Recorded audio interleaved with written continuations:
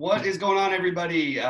It's Friday. I don't say happy Friday anymore, but it's, look, we're getting through this thing. I'm here with my buddy Sheets as usual. And actually, hey, we're going to try and do a little bit of a positive show today. I've got a couple pieces of good news that are much more important probably. But right now, I had a great poker day yesterday, which was a nice one. I had a nice win and some nice final tables. It was a really, really strong day. So that makes me feel a little better about having this lack of anything coming in financially because of the state we're in right now. So that felt really good. It was fun to be back there and deep again and enjoying it. I had some friends sweating me, and it was a great experience. I really enjoyed it.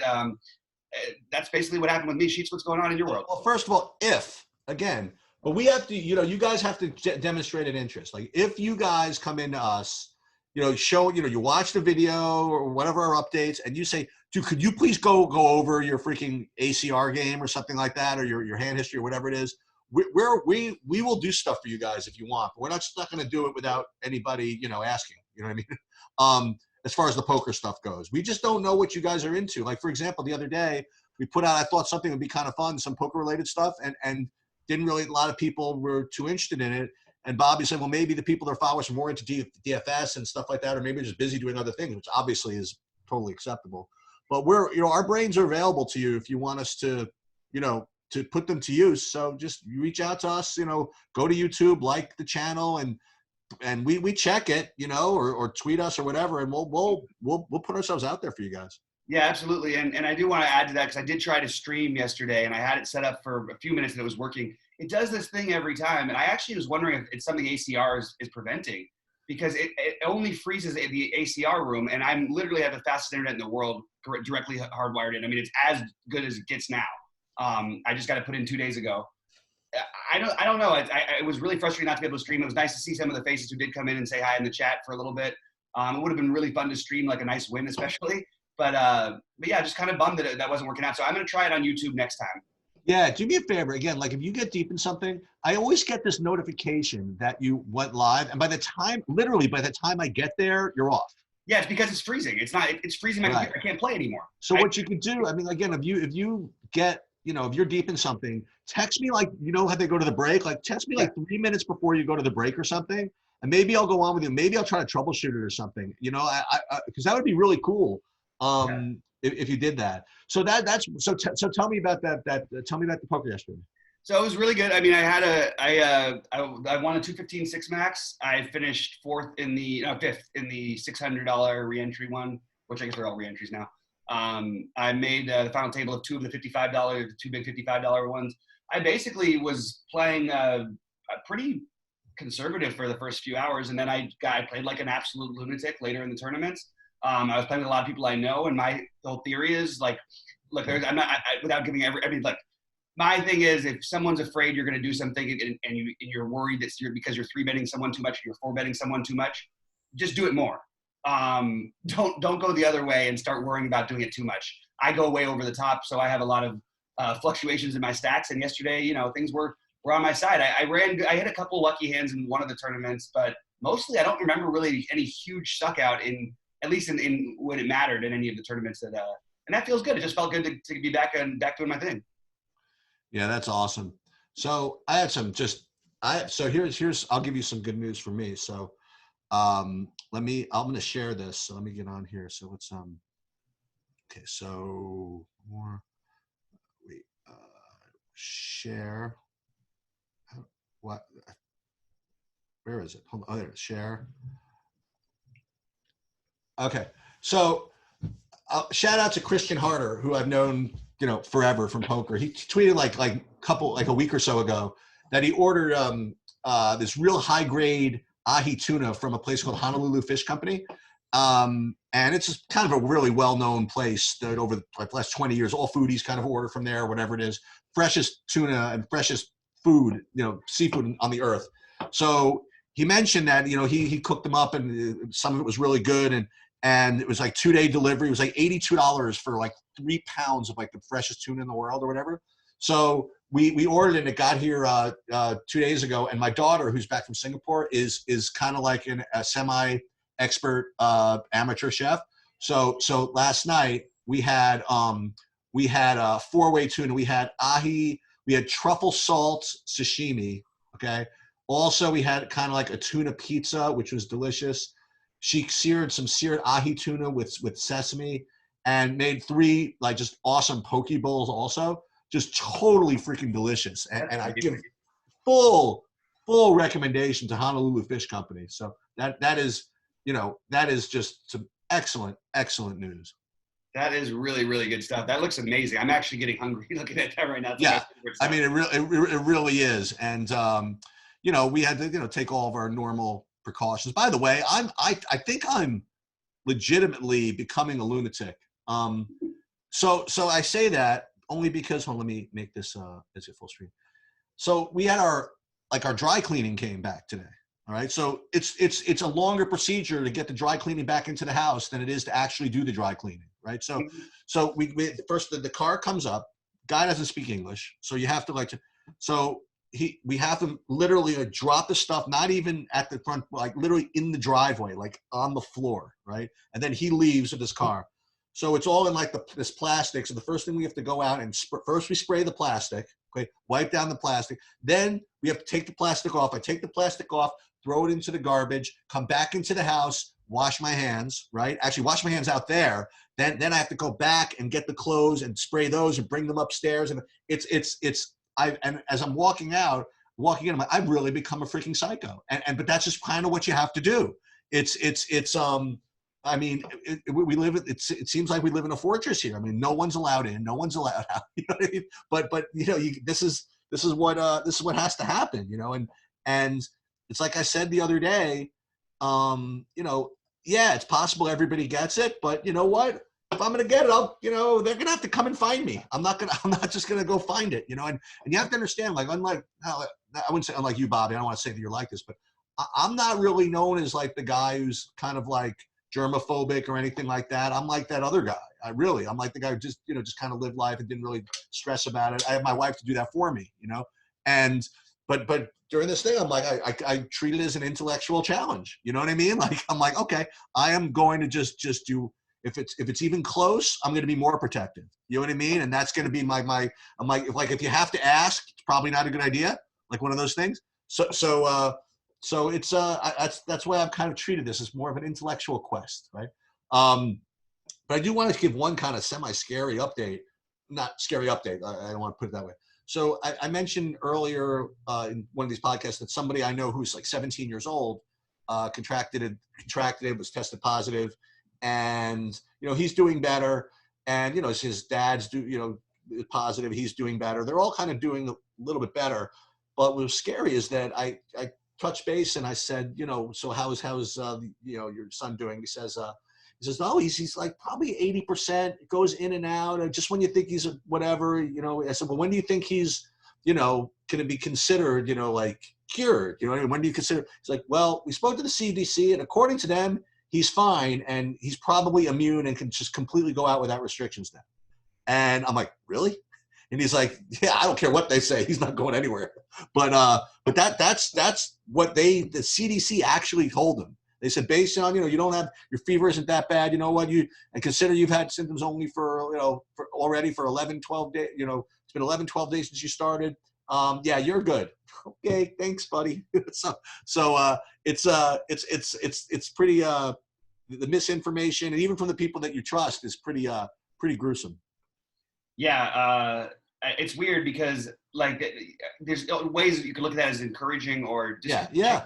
I don't know which it is, but what I did hear, by the way, I should say, and this is like another medical opinion, is that with respect to being immune after you get it, what the growing consensus is among the people who are the smart ones is that it's similar to other things in that these things, if they come back like in yearly seasons or something, if you do get it, it's not that you're going to be completely immune to get it, but if you do get it again, it's going to be much less severe. I probably could have deduced that on my own, I suppose, but that seems to be what's coming out. But who knows? I tell you, Bobby, I don't want to say names, but I really hope that we could get that dude on who we have a guy, anybody's listening to this, that if we can get him on, he really knows a lot about this stuff. And if we can get him to come on, hopefully within the next week or so, you guys will really, I don't want to say enjoy it in the wrong way, but I think you guys will be be pretty informed by the guy we might have to get on. So maybe saying that just out loud made me want to be more aggressive about making it happen. So we'll, I agree. We're trying to make that happen. But, the guy's obviously busy right now. We'll get into that, at some point. Some other time. I did want to mention something, though, that there are things to be encouraged by, but there's something that's discouraging that just came out this morning. The players in the league agreed that the 2020 season won't happen until there are no bans of mass gatherings that limit the ability to play in front of fans. Wait, which one? NBA, you mean? MLB. Oh, okay. Recite this. Say this again. Go ahead. So it's the players in league agreed that the 2020 season won't begin until there are no bans of mass gatherings that limit the ability to play in front of fans. Oof. There are no travel restrictions, and medical experts. The games will not pose a risk to health of teams and fans. And that's not stadium specific, right? I mean, so it's got to be the worst place has to be clear. That's league wide. So I wouldn't be shocked if they ended up walking this back a little bit. Like, it's hard for me to imagine that the owners just flat out are writing off the idea of playing it without fans. But I don't know. That's a little discouraging, though. I mean, look, we were ready for baseball season. I actually am surprised when I saw that. I actually saw it as we were just getting on, just after I talked about the poker thing. And that's kind of disturbing. And basically all the tweets you're seeing from all the people you guys respect and listen to, and so there's no baseball season. We'll see you in 2021. They're basically acting like the season's not going to happen. I understand that initial response, and based on that message, that does seem like that would be where you might think that things were going. But just remember, like, baseball is not like you can play in the winter season. There are too many teams that are strictly have weather issues that it wouldn't even work. Well, reading between the lines, see, let me tell you what hit me when you just said that. What hit me was something that you and I discussed a couple of times, is it economically viable for X sport, right, to play without fans, like based on their economics and stuff like that. And I think you talked about this really early on during this whole thing. Was it something about that baseball is more reliant on the attendance than some other sports for their income? So maybe so where I'm reading, I don't know if that's true or not, but reading between the lines from that comment about the season, maybe that emphasizes how important that is, that if they can't play in front of fans, it might not even be worth it for them to play. So we just got this news in, and so it's still information that I'm going through, but I want to make it clear about something else. It's interesting because now, so Dan just tweeted, I just retweeted it. Dan Bach just tweeted it out, that no one's mentioning, and that's true. I didn't have time to read the whole thing. I was just reading a snippet. So basically, underneath all that information, Jeff Passan, who passed this on, said the caveat agreed to by the players in the league is that they will consider playing games at neutral sites instead of home ballparks, and will consider the feasibility of playing empty stadiums and just how proper a solution it might be for both sides, especially fans. That's almost like taking away the first statement. I mean, that's what I would see happening more, and that's why the winter months you could actually play in the winter if you had everybody playing in only 6 or 7 stadiums, just to the domes even. That would be kind of interesting. And maybe you'd have less of a season. We've done that before. We played the 100-game season. Maybe something like that would happen. But I do think we're going to get some games. I just have a hard time, if this other stuff goes away and other sports play, I don't see how we're just going to ignore. I just can't see how baseball of all sports is going to be the one that doesn't play. Yeah, I tell you, it was very. I'll tell you, I was really on board with a take or an uplifting, at least, thing to root for, that a pretty popular is the best way I can describe it. DFS guy tweeted, boy, if this is true, this would be pretty freaking awesome. He said he's predicting or sees a July 4th start date with all teams playing doubleheaders. That would be pretty sick. Draft G posted that. But that I don't know where it comes from, whatever. But boy, that would be pretty awesome actually on July 4th. You know what I mean? Everybody back, all 30 teams playing a doubleheader live in front of fans. Boy, I'd sign for that in a shot if you want to know the truth. Absolutely. I mean, can you imagine the DFS nightmare that would be? They're just trying to. How do you organize the slates? Who gets to play in the second games? You don't even have the lineups out yet. It's going to be hashtag. I'll figure it out. You know what I mean? You put it up there. I will figure it out, man. If that would be quite a scene. Let's put it that way. Yeah. And more hit batsmen by the Astros and all this. Well, we'll talk about that some other time. One of the things I've been doing, Sheets, by the way, you should get involved in this. But I'm not doing a different sport every day, but just doing top 5 at each position of basketball yesterday. And just on Twitter, just getting it out there. People always like to say their responses back. It's just a fun little thing. What'd you do yesterday?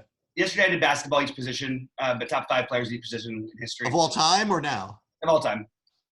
I wonder if there's anybody who would upset you. So it's gonna be hard off the top of your head to do it. So I might be anybody shocking to you. So are we talking about stuff like we isolating power forwards as opposed to small forwards and stuff like that? Even though basketball has become positionless, we are. Yeah. Okay.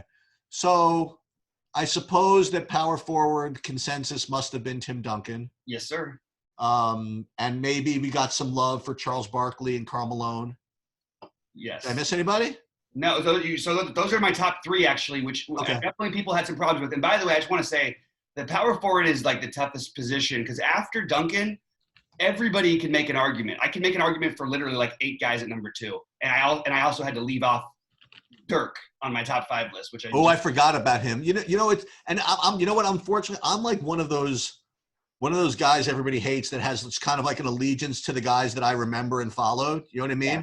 And for whatever reason, like Dirk, that whole time frame, I just kind of wasn't following the NBA. I just missed him. You know what I mean? Yeah. It wasn't like I didn't like him or whatever. I just literally missed him. So I never really had a chance to see him really. I mean, I saw him a few times, maybe in the finals and stuff. So I can't really comment on him. I just grew up with like Malone and Barkley and all and Duncan and all that. I actually think that if I went back, I think I just rushed my list because I loved Charles Barkley. Like he was my other favorite player growing up. The other guy who went through that phase of loving, and I still love. I actually just even with all of the weird stuff he says, like who he is. I love just the way that he is. Like just he's always the same. But anyway. I have Garnett and McHale as 4 and 5. I think if I would do it over again, I'd put Garnett at number 2, Barkley 3, Malone 4, McHale 5. McHale deserves to be on there, and that's the one everybody had issues with. Every single player who played around him will tell you that he was the best guy they played against. Well, it's funny. We could talk about NBA. Like this is like a common sports thing. Is what do you do? How do you rank? How do you regard guys that played on such loaded teams? And it's some way chicken and the egg. Would they have been as good without him, right? So it's tough. Like I for example, I hear from time to time people touting how great Chris Bosh was, for example, And again, I wasn't really a big follower of that team, so I can't really comment on it. And I'm by the way, I'm that asshole that says that Scottie Pippen wasn't very good. You know what I mean? I'm just that guy. And I am. What can I tell you? I'm just that guy that's like anybody that played around Jordan. If your Knicks don't get one call, the Bulls may have won 8 titles in a row, and they would have. Yeah, I got you. I understand. I don't know. All right, I know. I'm not saying I'm right. I'm just that's just me. Let's talk through a few of the other ones because we got to. Yeah. So the point guard. Yeah, let's do it. So Garnett. So you said Garnett and McHale, and again, like McHale, I grew up with. So again, he was just part of that Celtic team I hated. You know what I mean? It wasn't. I didn't like him either. What's that? I didn't like him either. I just respect his game. Oh, absolutely. No, what I meant was that as like a fan, I just hated the Celtics. You know what I mean? So he was just part of that team I hated. I never really had like I never like, oh shit. You know what I mean? Like McHale is out, so we're good. You know what I mean? Like, yeah. So I think Duncan. But one thing I will say, like Barkley was really, really good. Yes. I mean, people don't. I say people. That's what people always say. It's like people don't realize that blah blah blah blah blah. I mean, people realize whatever, but he was really, really good. I mean, yes. Especially what's he? A very gracious 6'4". You know what I mean? Like power forward. So and he could shoot. He could do whatever. I mean, like he had that guy. He could play. He was the only team that he played on the only team that I felt like ever should have potentially beaten that Bulls team, and it was because he had that team was good. Like literally, people in the playoffs when they walked in and played the Bulls, it was like watching it was like Tiger at his best, but even worse. Teams just gave up basically right away. Yep.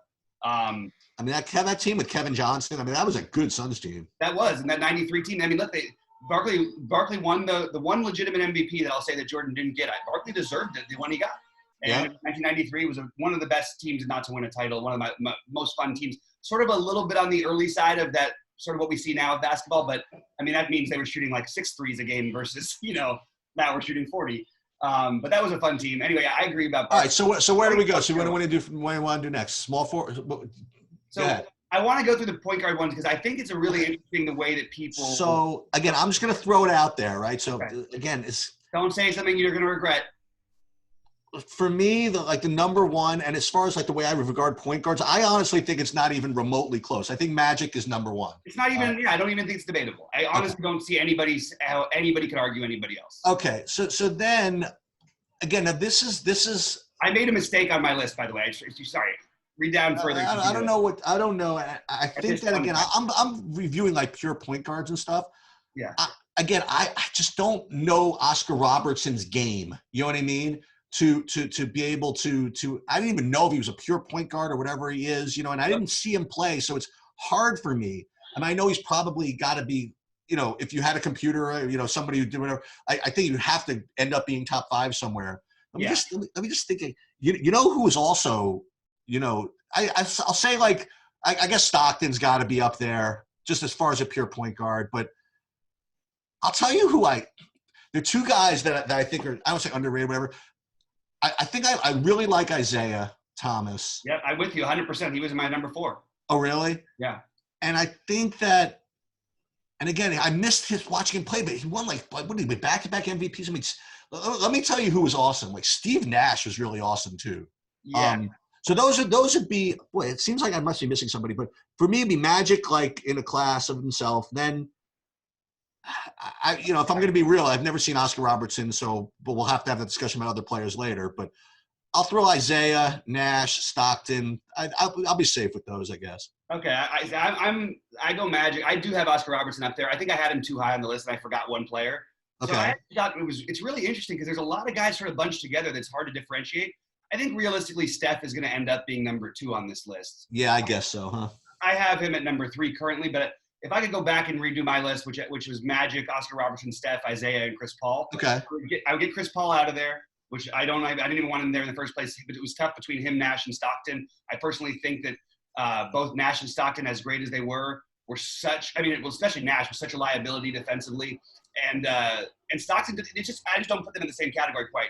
The guy for me that should have been up there that I would have had number 2 probably looking back, maybe number 3, would be Jason Kidd. I literally just forgot about him. And if you look at his body of work, it's pretty amazing that even at the end of his career, he wins a title and leads the league in 3-point shooting, that was the only flaw in his game. Like he really didn't have was one of the best defenders, one of the best rebounding guards ever, one of the best defending guards ever, one of the best passers, probably the best passer of all time, except for Magic, maybe even including Magic. I think Jason Kidd was sick. Jason Kidd was really good. If not for the Lakers teams, he would have gone down as one of the greatest players ever because he lost his titles because he had to play the Lakers in the finals when they were 2 of the great teams. He also had a whole shitload of triple doubles without even trying for him. I agree. Yeah. So that's where I would sort of have him. What do you think about shooting guard? Shooting guard's the easiest first 2, but then it gets really tricky. Shooting guard is the easiest first 2, but then it gets tricky. So we're considering Michael Jordan a shooting guard, I presume, right? Yes. Boy, why am I such an idiot? Come on, who's my favorite guy? Oh, Westbrook? No. Kobe. Okay. All right, so those 2 have to be 1, 2. All right, so here's a couple of guys. I'm thinking, this is not my dude. I'm not a Dwayne Wade guy, so I'm not. Yeah, but it's hard not to have him on the list. Is Allen Iverson a point guard or a shooting guard? I have Iverson on my list too. Okay. Is Ray Allen a shooting guard or a small forward? He's a shooting guard. He was not on my list, but he was in the top 15. Is Reggie Miller a shooting guard? He is, but he's not. He didn't make the list for me. Yeah, there's one big one that I missed the first time around that you would miss, but again, you didn't watch him play maybe, but you can still say with certain guys, and if you look at the things, Jerry West, is the freaking logo. Yeah, like I said, I don't really know. You know what I mean? Yeah. I'm a West guy. But. I will say, yeah, I think Jordan and Kobe are just so far above. Yeah, it's not even close, except for Jerry West, in my opinion. Yeah.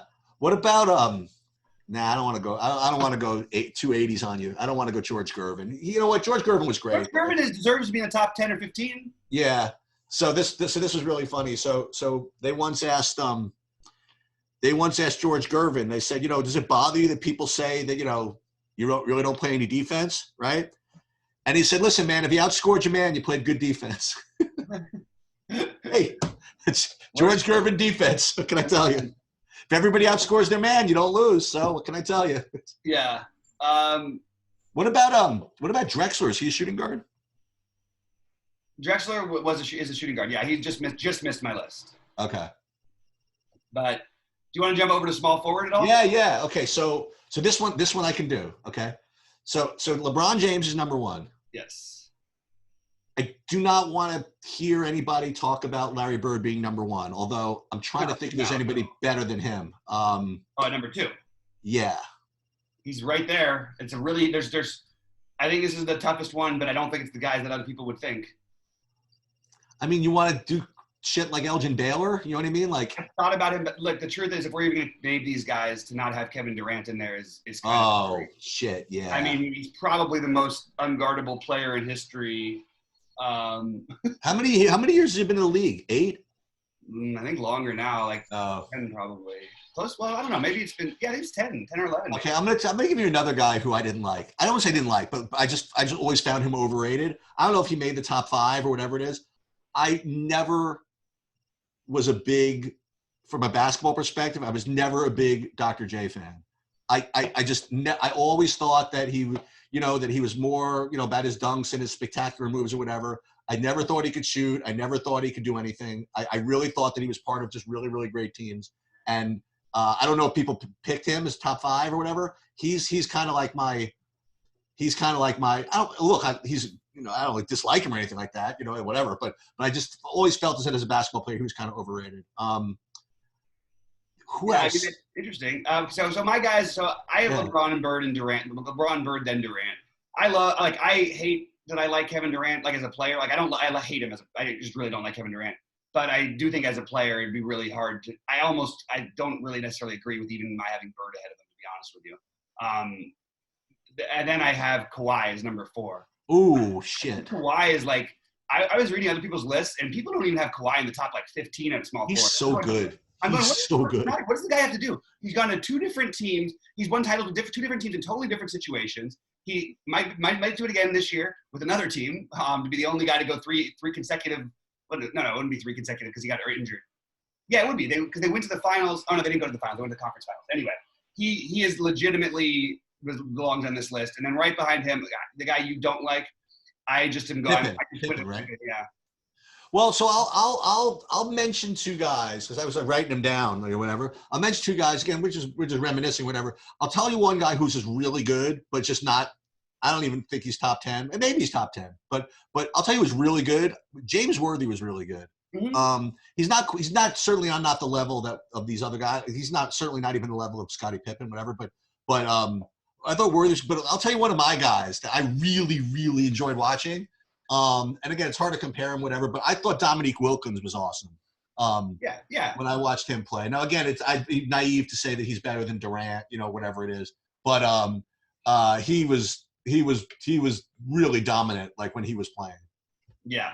I mean, that's a good call, I think. But I don't know if I would have him. I'd probably have him around 10 or 12 or so at the position. If we had to, so the hardest one, well, not the hardest. The interesting one is the people's reactions I had with some of the centers, because I thought I went really, really chalk with the centers, and depends on how you look at it. I have Kareem number 1. Wait, hold on. Let me just hold on a minute. Let me just think about this. I'm literally writing these down with a piece of paper right now, and for me, I wrote down 5 centers immediately. Yeah. So who am I missing? That's my question. Okay, so let's see. Can I guess who the 5 you wrote down are? Yeah. Kareem. Yeah. Bill Russell. Yeah. Will Chamberlain. Yeah. Shaq. Hakeem. Yeah. I literally wrote them down, and I have to figure out what order I'd put them in. Now, who are you getting heat? Now, let me try to do this. Let me see if I can predict who you're getting heat from. I mean, I guess the people that don't want to, believe how good Bill Russell was, or maybe they'll go with maybe David Robinson, maybe. I don't know. No, but nobody who didn't want anybody else on the list necessarily. It was more the order of that I had the list. Oh, okay. So you know what it comes down to, like, for me, the same argument I had before with some of these Celtics and some of these Lakers. It's kind of hard to deny Kareem's longevity and just the massive amount of points he scored and all that stuff. And I shouldn't say that he's always on good teams, because he was on the Bucks, he was on the Lakers, he was, you know what I mean? Like he won titles with both of them, by the way. That's what I'm saying. Like he won titles with both of them. He was also the greatest high school player in the history of basketball. Not that should matter ever. That is, and you could say that one of the best college players. Probably the greatest, as good a college player as you've ever had. He was the best player from 19. He was the best player in the NBA in 3 different decades. That's pretty incredible. So here's what I'll say. Again, I never saw Bill Russell or Wilt Chamberlain play. The stats that Wilt Chamberlain put up are just freaking obscene. Okay, yeah. So I mean it's just such a freaking outlier almost over everybody else. Like if they put those stats up, people would think he cheated. You know what I mean? Right. Like that's just such ridiculousness. And the Bill Russell thing, unfortunately, I'm kind of in that same vein of that. The league was a little weak, and he was on just tremendous teams. So I don't know if Bill Russell would have. I don't know if Bill Russell would have done as. I don't know if you switch Bill Russell with Wilt Chamberlain if I think that the Celtics literally never lose a game. You know what I mean? Like I don't agree with that at all. You could be right. I mean, from everything I know about Wilt Chamberlain, everything would tell you that it was the most extreme, much more extreme version of what people say about Westbrook. Is that right? Absolutely. He decided to lead the NBA in assists one year, so he stopped shooting the ball and just started passing. He was very talented, don't get me wrong. He lost consistently in head-to-head battles against those teams, and he lost with different groups. He played with the Lakers team. Now, yes, they won one. He played with the Lakers team, and I know it was the end of his career, but that team had 4 guys who were like legit all-time greats in Elgin Baylor and Jerry. They were loaded, and they were still losing to that Celtics team. So all I can say about Bill Russell, if you win a title basically almost every year you're in the league and you're the best player on your team, I don't know. I personally have Russell ahead of Wilt. And I have Shaq ahead of Wilt too, but I have Wilt number 4. I'm going to say this. So first of all, of those 5 in the top 5, I have met one of them, and it is not Bill Russell. And I met him in Los Angeles, and I met him at Hollywood Park Racetrack. Shaq. And his name is Wilt Chamberlain. Oh, Wilt or Shaq. Wow. Just when he was, just when that book was being released and all that stuff. I met him once at he was grinding, betting $3 a race at Hollywood Park Racetrack. But I will say this. Okay, so we talk about these top 5, just reminiscing, whatever. First of all, Shaquille O'Neal is a freaking beast. I'll just say that. He certainly had, he was definitely I'm going to say one-dimensional, whatever. He really couldn't shoot, you know what I mean? But he was so much bigger and faster than freaking everybody. It wasn't like the league was weak necessarily. He was just a freaking wrecking machine. You know what I mean? Like he is just like was essentially unguardable when he got that fire in his eye. So I'll just throw that out there. The other thing I will say also about Olajuwon is pretty much every big. I don't know if you knew. Pretty much every big man, and you could YouTube this. From even not even big men, you'll look at LeBron and Amari Stoudemire. I'm just throwing some names out there that I remember. McGrady, other guys like that. They actually all go and have Hakeem work with them on big man moves. I mean, he is so good with his technique and his post moves. I'm telling you, you look up like LeBron works with Hakeem. Amari works with Hakeem, and you'll get amazing 10, 15-minute YouTube videos of Hakeem showing them moves and showing them sweet moves and showing them his whole repertoire, and LeBron and all these guys trying to copy him and learning from him. I mean, and that's got to be one of the best endorsements ever. Like if all these incredible players go to him for their post moves. I mean, he was insane. I think Hakeem's the most. I mean, I can't explain exactly how good he was if you didn't watch him play and how. Yeah. Effortless it looked for him, and the truth is this is a guy who didn't. It's funny, the most technically skilled player ever he probably has the best footwork in the history of basketball, right Yep. there with Kobe and Jordan. They were all very, very good. But Akeem is probably number one. And the craziest part about that is this guy didn't play basketball until he was 15 years old.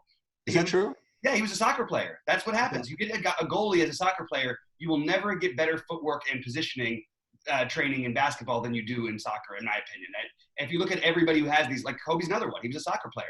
He played basketball too. But these guys with great footwork almost always were soccer players at some point. So what are you going to do? You put football up this today, maybe? I think I'll do football. Yeah, I think football might be a good one for today. Yeah. So we won't talk about our opinions until we go over them, I guess. But so you'll this is what you do. Put up quarterback. I don't think you should differentiate between like halfback and fullback. Just put running back. Yeah, just running back. Tight end, wide receiver, I guess. Do you want to like individual defensive positions, like cornerbacks versus middle linebackers and defensive linemen? Wow, that's an interesting question. I would like to do cornerbacks and linebackers because they have an easy answer. How do you compare like Eddie Reed and you know what I mean, some of these awesome cornerbacks to like Mike Singletary? You know what I mean? Like it's a really tough one. Yeah. So yeah, I guess you have to. And give them some love. Give the kickers and punters a slot. Oh yeah, but that's easy. You can just get like one kicker, one punter. Okay, that sounds good. All right, I'll post them in a little bit, and so hopefully you guys check it out on Twitter and give us your thoughts on who you like. Yep, sounds good. All right, guys, take it easy. Stay safe out there. For Sheets, I'm BobbyFi. I guess I already said it, saying stay safe out there twice. Take it easy, guys.